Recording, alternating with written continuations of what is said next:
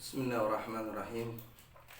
Assalamualaikum warahmatullahi wabarakatuh. Innal hamdalillah nahmaduhu wa nasta'inu wa nastaghfiruh wa na'udzu billahi min shururi anfusina wa sayyiati a'malina. Man yahdihillahu fala mudilla lahu wa may yudlil fala hadiya lahu. Asyhadu an la ilaha illallah wahdahu la syarika lahu wa asyhadu anna Muhammadan abduhu wa rasuluhu sallallahu alaihi wasallam. Ya ayyuhalladzina amanu taqullaha haqqa tuqatih wa la tamutunna illa wa antum muslimun. Ya ayyuhan nasu taqu rabbakum alladzi khalaqakum min nafsin wahidah wa khalaqa minha zawjaha wa bassa minhuma rijalan katsiran wa nisaa'a wattaqullaha alladzi tasaaluna bihi wal arham innallaha kana 'alaikum raqiba. Ya ayyuhalladzina amanu taqullaha wa qulu qawlan sadida يصلح لكم أعمالكم ويغفر لكم ذنوبكم ومن يطع الله ورسوله فقد فاز فوزا عظيما أما بعد فإن أصدق الحديث كتاب الله وخير الهدي هدي محمد صلى الله عليه وسلم وشر الأمور محدثاتها وكل محدثات بدعة وكل بدعة ضلالة وكل ضلالة في النار. Para pendengar Demas FM yang dimuliakan Allah, alhamdulillah, marilah kita lanjutkan apa yang pernah kita sampaikan, yaitu dosa-dosa besar apa yang ditulis oleh Imam Az-Zahabi di dalam kitab beliau yaitu Al-Kabair. Dan kita pada poin yang ke-12 yaitu dosa besar yang ke-12, berzina. Dosa besar berzina ini sangat penting kita sampaikan dan sebisa mungkin mudah-mudahan bisa tersebar pada masyarakat kita, karena kita saksikan sendiri bagaimana keadaan zaman kita sekarang ini. Perzinaan merajalela baik dari kalangan elit maupun alit, dari kalangan orang-orang kelas atas sampai kalangan bawah, dari orang-orang yang biasa tinggal di apartemen sampai pelosok-pelosok.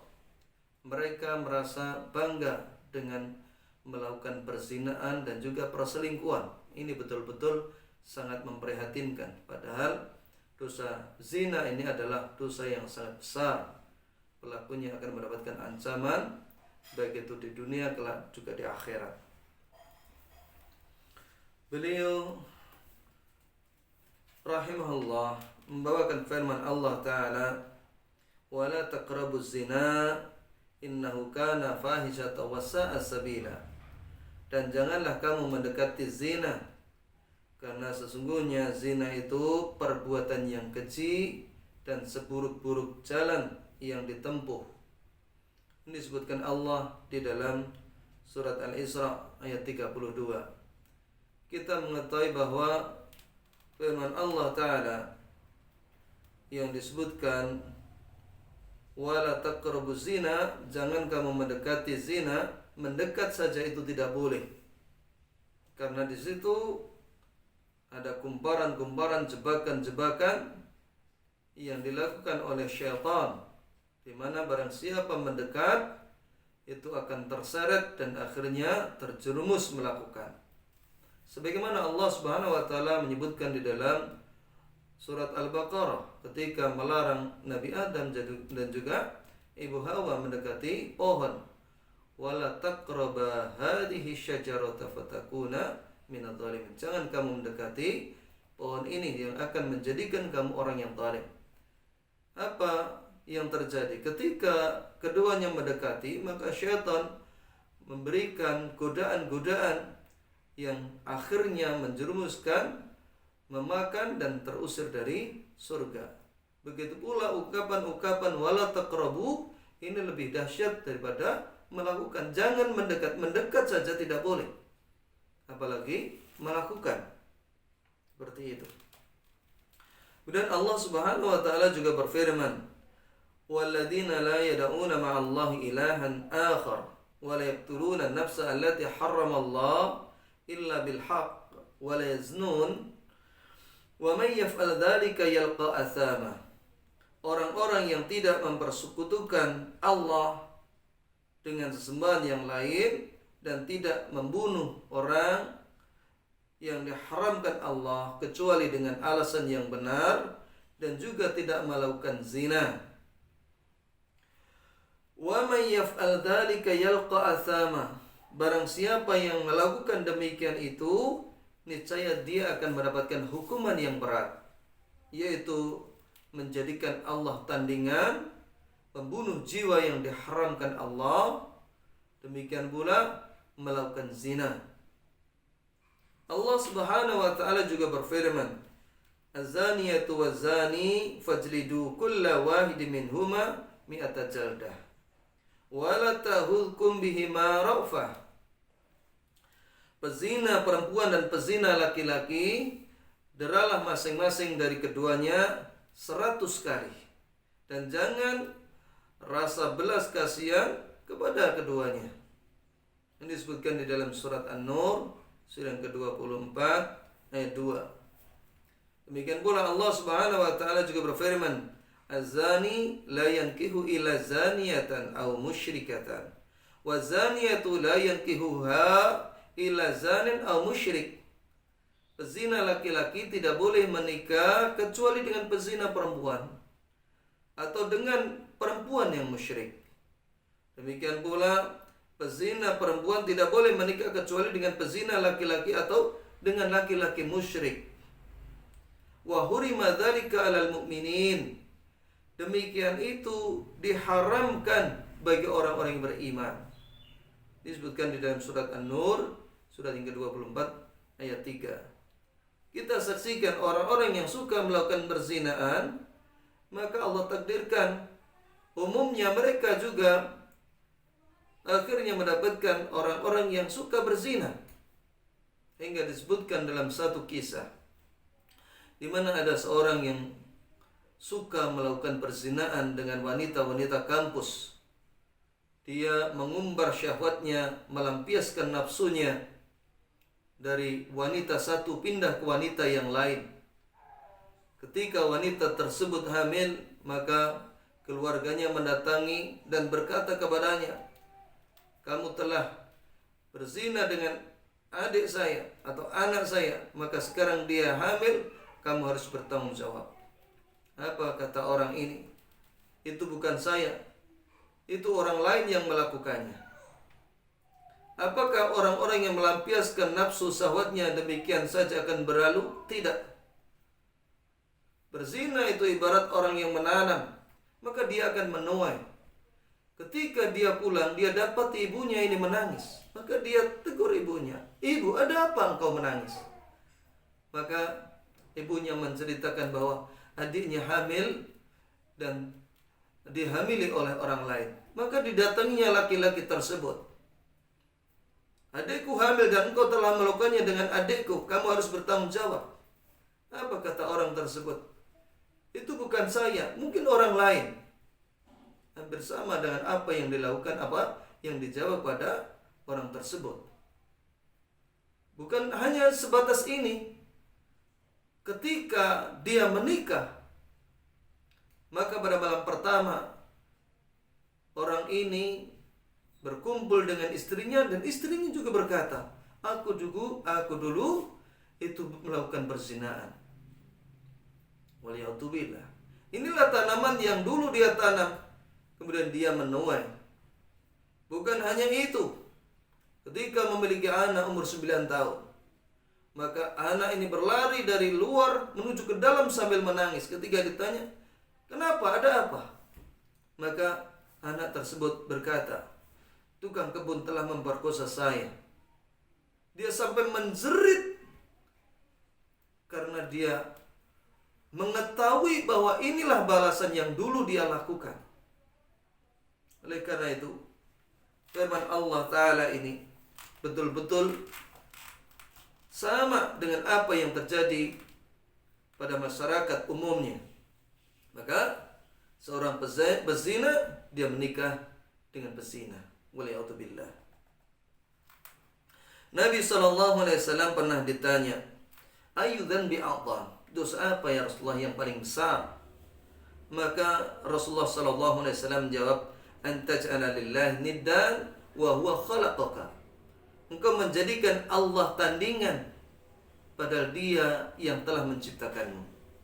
Ini adalah dosa yang paling besar, yaitu kesyirikan kepada Allah, di mana Allah telah menciptakan kita, berikan rezeki kepada kita, mengatur alam semesta, sementara dirinya melakukan tandingan-tandingan kepada makhluk-makhluk yang tidak memiliki kemampuan apa-apa.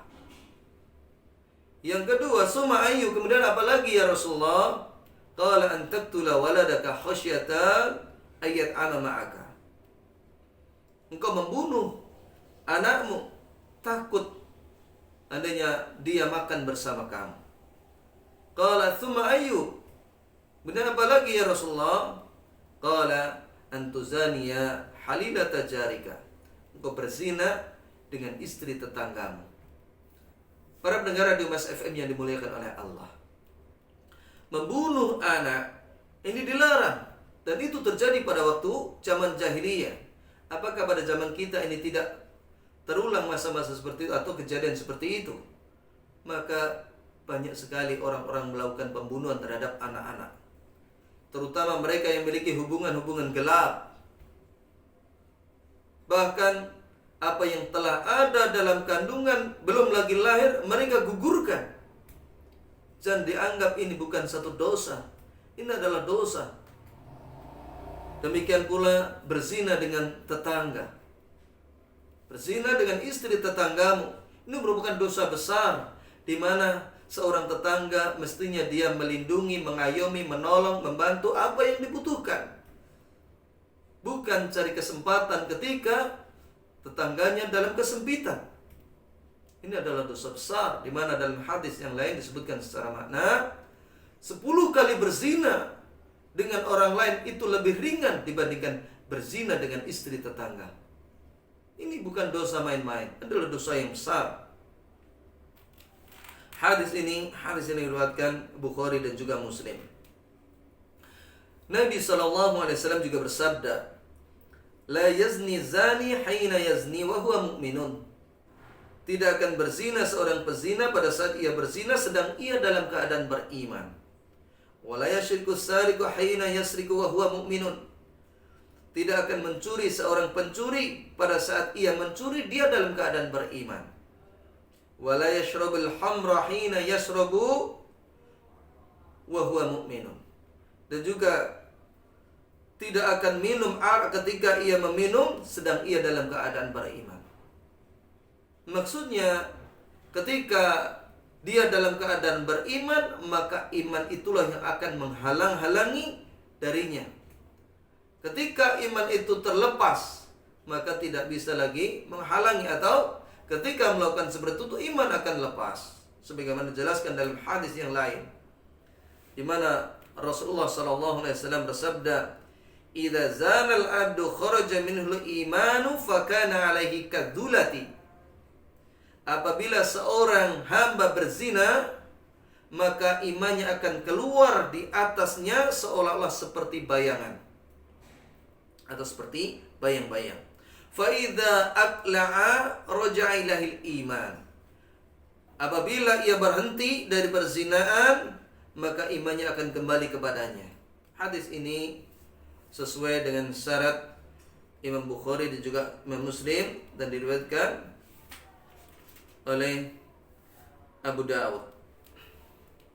Diriwayatkan dari Nabi SAW, beliau juga bersabda, man zana aw syaribal khamra naza'allahu minhul imana kama yahla'al insanul qamisa min ra'sihi. Barang siapa yang berzina dan meminum arak, maka Allah mencabut imannya sebagaimana seseorang yang melepaskan bajunya melalui kepalanya. Hadis ini hadis yang diriwayatkan oleh Hakim. Nabi SAW juga bersabda, salatatun la yukallimuhumullahu yaumal qiyamah. 3 orang yang tidak akan diajak bicara oleh Allah pada hari kiamat. Wala yuzakkihim, dan tidak akan dibersihkan. Wala yanzuru ilaihim, tidak akan dilihat. Walahum adzabun alim, dan bagi mereka disediakan azab yang pedih. Siapa mereka? Yang pertama, syekhun zanin, seorang tua yang dia melakukan zina. Wa malikun kadzdzab, seorang raja yang pendusta. Wa ailun mustakbirun, yang ketiga seorang miskin yang sombong.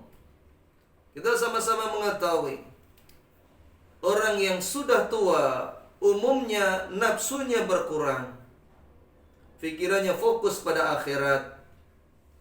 Dorongan-dorongan untuk melakukan zina itu hampir-hampir sudah tidak ada. Akan tetapi dirinya mengumbar syahwatnya, melampiaskan nafsunya, memaksa apa yang sebenarnya lemah ini untuk melakukan berbagai macam kemaksiatan dan zina tersebut. Maka orang yang seperti ini tidak akan diajak bicara oleh Allah, tidak dibersihkan dan juga tidak dilihat, bahkan akan mendapatkan azab yang pedih. Demikian pula seorang raja pendusta, maka seorang raja memiliki semuanya, baik kekayaan maupun kekuatan, di mana tidak ada alasan lagi dia berdusta karena memiliki kemampuan dan juga kekuatan, tapi dia masih melakukan hal itu. Demikian pula seorang miskin yang sombong, di mana umumnya orang yang sombong ini mereka memiliki alasan. Dia seseorang bisa melakukan sombong mungkin karena hartanya, karena ketampanannya, kecantikannya, dan juga pangkatnya. Ini orang tidak memiliki kekayaan tapi dia sombong. Maka orang-orang seperti ini tidak akan diajak bicara oleh Allah, tidak dilihat, tidak dibersihkan. Bahkan orang seperti ini akan diazab dengan azab yang pedih. Ini disebutkan oleh Muslim. Nabi SAW juga bersabda, hurmatu linisa'il mujahidina 'alal qa'idina ka hurmati ummahatihim. Wa min rajulin yahlufu rajulan minal mujahidina fi ahlihi fayahunuhu fihim illa wuqifa lahu yaumal qiyamah fayahudu min amalihi ma sya'a fama dhannukum. Kehormatan istri-istri para mujahidin, pejuang, jika dibandingkan dengan orang-orang yang tidak ikut berjuang, seperti kehormatan seorang ibu mereka. Apabila ada seorang yang mendapatkan tugas menjaga istri para pejuang, kemudian ia justru mengkhianatinya, maka pada hari kiamat ia akan disuruh berdiri, kemudian si pejuang akan mengambil pahala-pahala si pengkhianat ini sesuka hatinya. Bagaimana menurut pendapat kalian? Hadis riwayat Imam Muslim.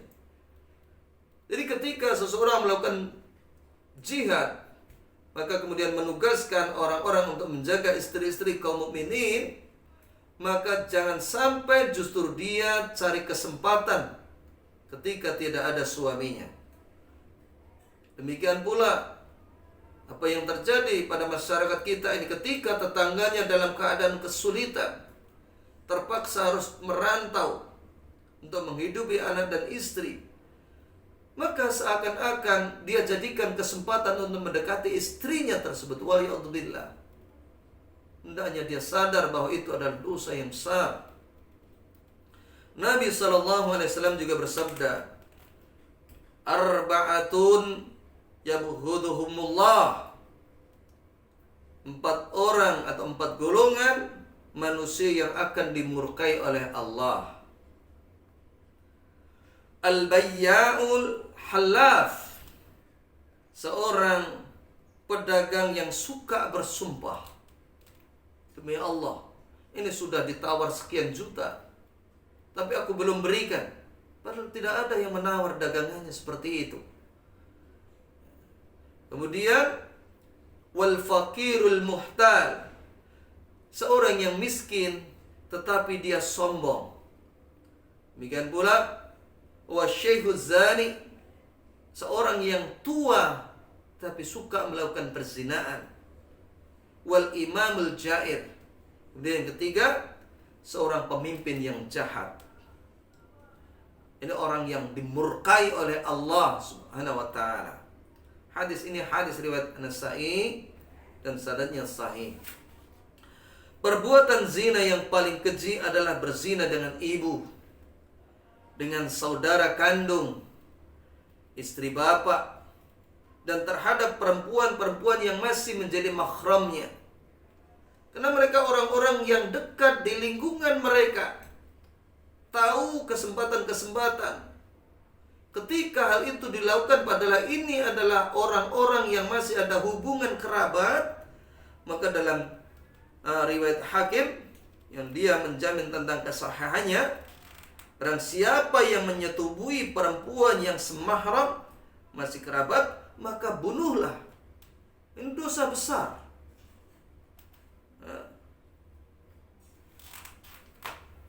Syekh Muhammad bin Shalih Al-Utsaimin rahimahullah, beliau sedikit mensyarah tentang terkait masalah perzinaan.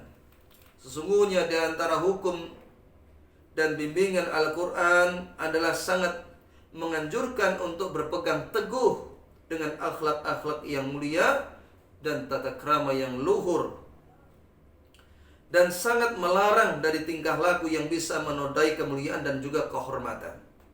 Oleh karena itu, Allah mengharamkan perzinaan dan memberitahukan bahwa zina adalah perbuatan yang sangat tercela dan dianggap tercela oleh semua orang yang memiliki akal, yang fitrahnya masih sehat. Allah telah memperingatkan perbuatan zina ini dengan hukuman di dunia dan juga di akhirat. Hukuman di dunia yaitu hukuman had dengan dicambuk sebanyak 100 kali dan diasingkan selama 1 tahun. Ini bagi orang-orang yang mereka itu masih lajang,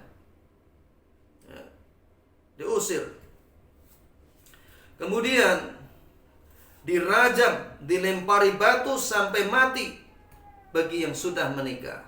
Jadi ditanam sebagian tubuhnya, kemudian dilempar batu sampai mati. Waliya'udzubillah. Sebuah kejahatan yang bisa berakibat kepada kematian, yaitu dihukum bunuh, adalah sebuah kejahatan yang sangat kotor, di mana pelakunya sudah tidak layak lagi hidup dan bergaul dengan masyarakat.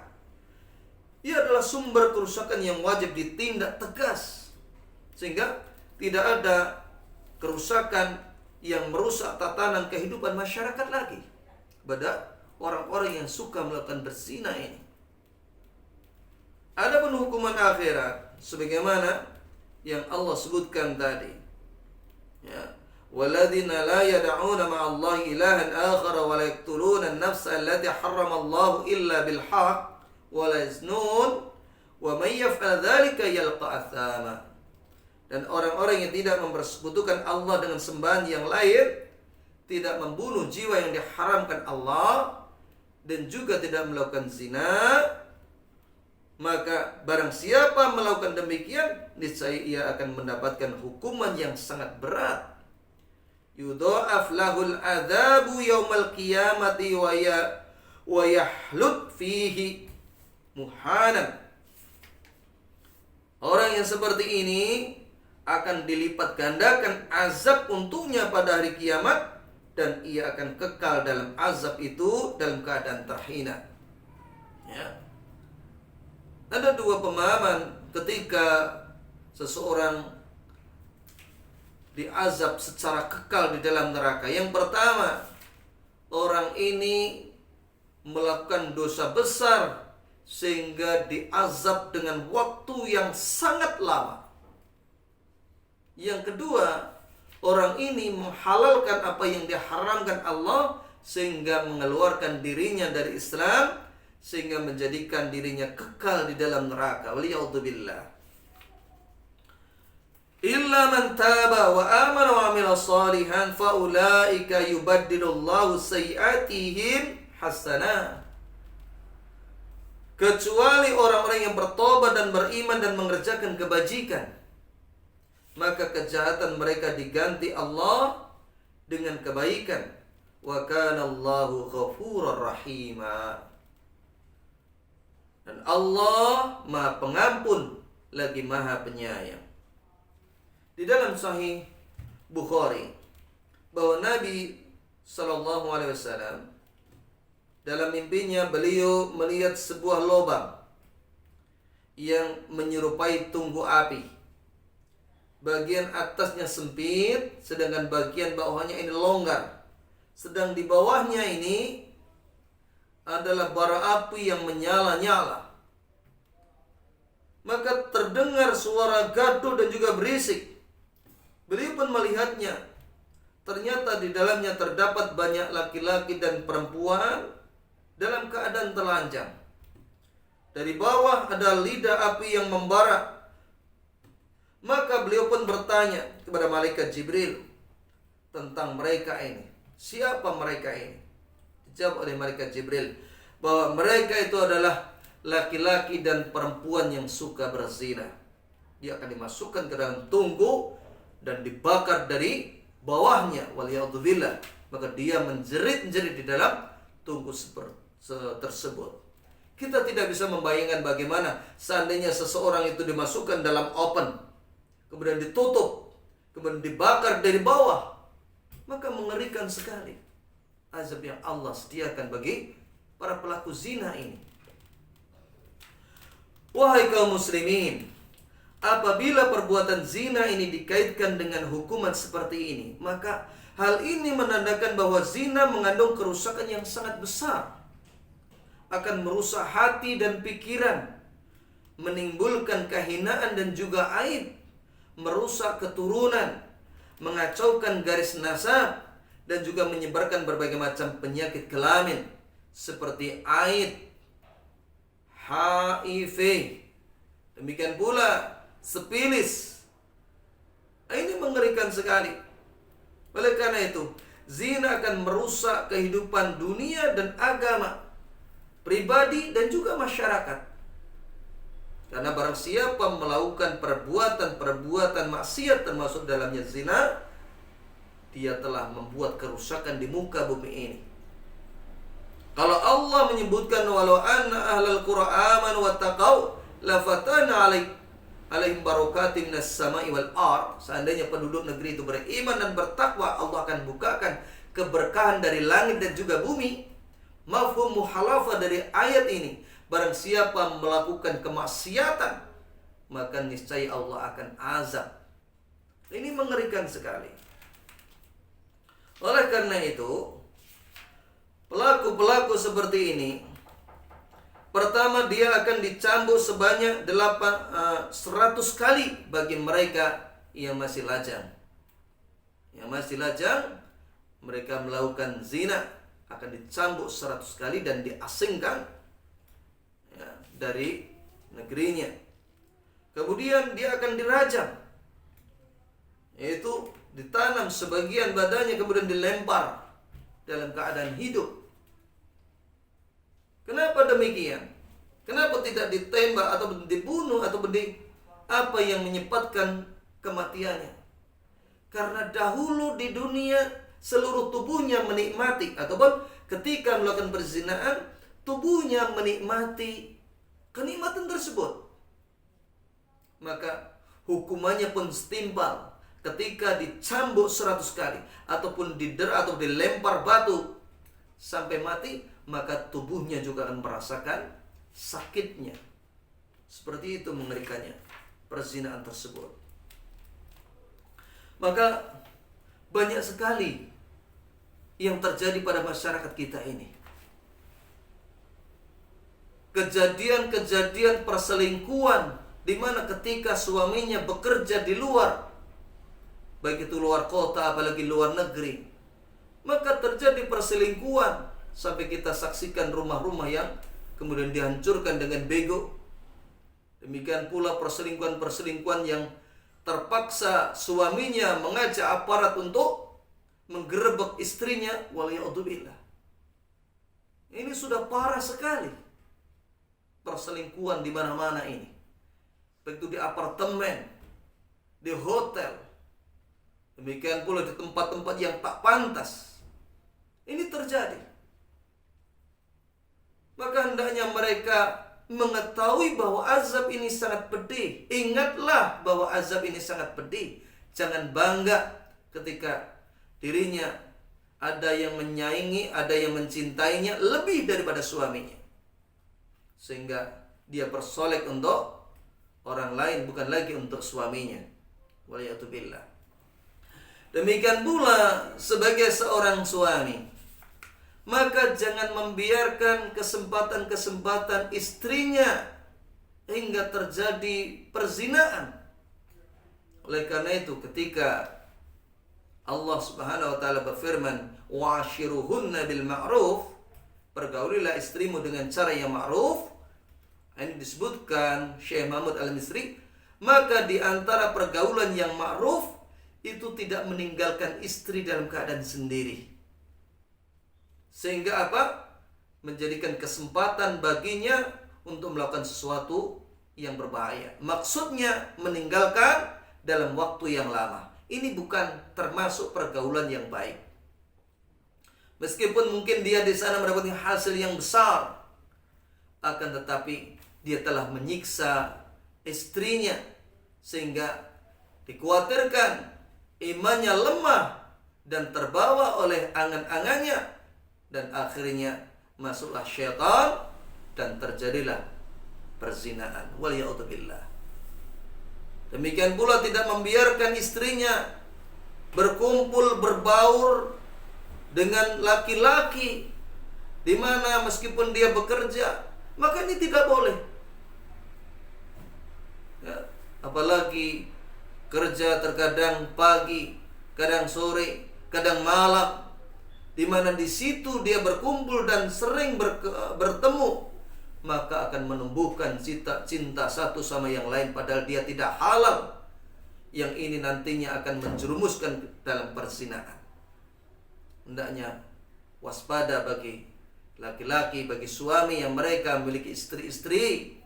Janganlah diberikan kesempatan-kesempatan di mana perzinahan itu bisa terjadi. Maka hendaknya kita yang bertanggung jawab untuk mencari nafkah.